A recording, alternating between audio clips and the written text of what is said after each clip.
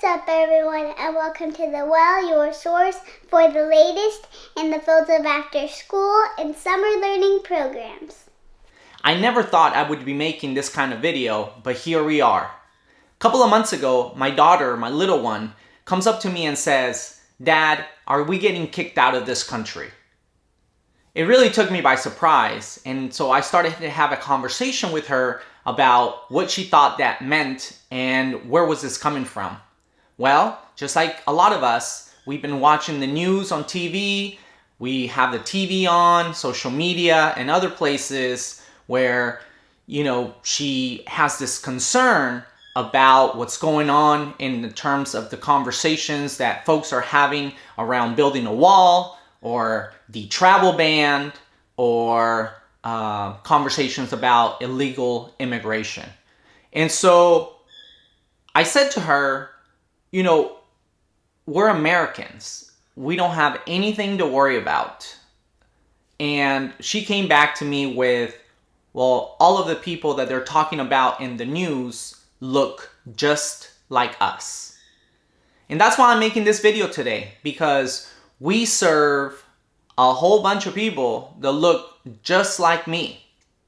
It was just reported by the California Department of Education that last year we served 860,000 young people in our after-school and summer learning programs. What you may not know is that 88.5% of those young people are students of color. More importantly to this conversation is that 70% of those students that we served in our after-school and summer learning programs are Latino. And so you may have a whole bunch of students that are dealing with this kind of conversations in their own households. Think about it from this perspective. Where this matters a lot is that students may be afraid to come to school because they fear that immigration may pick them up from the school. They may fear what they're listening on TV and other places. But they also may be in fear that by the time they get home at the end of their day, their parents may not be there anymore. This is a huge concern for our young people that come to our programs that are already dealing with a whole bunch of things, let alone this fear that they may not make it to see their parents one more day when they get home at 6 o'clock. So we have to be cognizant that this is a concern of our students when we think about their physical and emotional safety, as well as the safety of their families and their communities and loved ones. So my suggestion for today is for you to be aware that these conversations may be taking place with the community members that you serve in their own households and how they may trickle to your after-school program. I'm not sure if you noticed, but more and more parents are reluctant to sign on for services, whether it's Medi-Cal or whether it's other community services where they have to put their name and their address down. Folks may be more weary to sign up for things around your city, your county, or even at your local level at your school. And so perhaps you put out a registration form and parents may be reluctant to sign on to that registration form for that after-school program because they don't know how you're going to use their information that they put down on that registration form.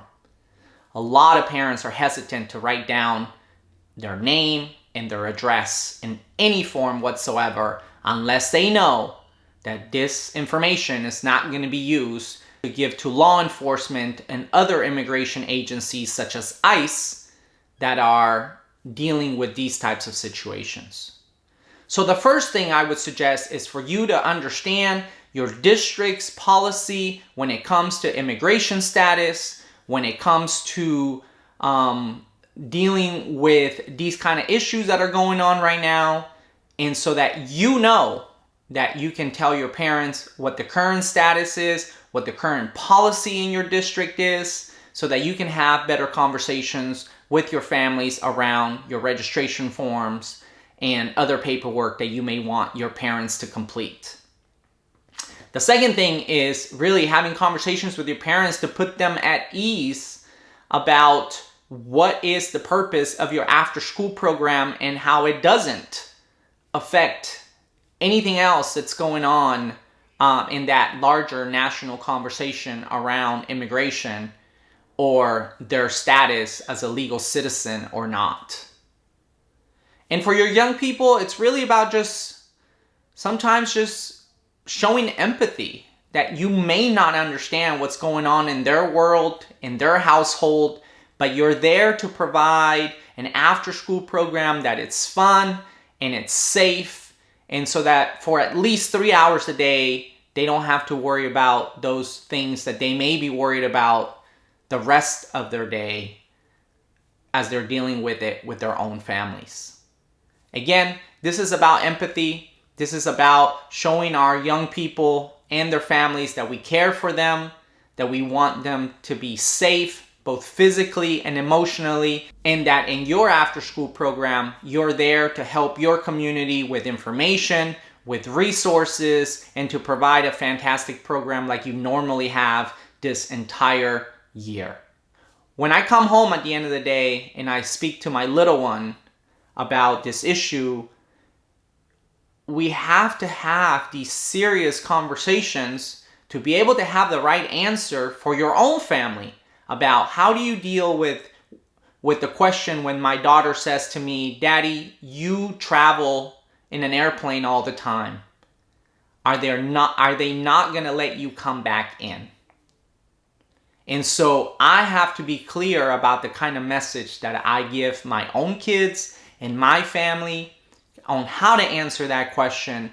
And so all I'm asking you is to be cognizant that these kind of conversations are happening all around the state, and that we may not understand all of it, but we can arm ourselves with as much information as possible, be clear about our intentions of our after-school programs with our students and our families, and be able to be a broker of resources to pass information about district policies or your own program's policy about how you're handling their information in the registration form. Until next time.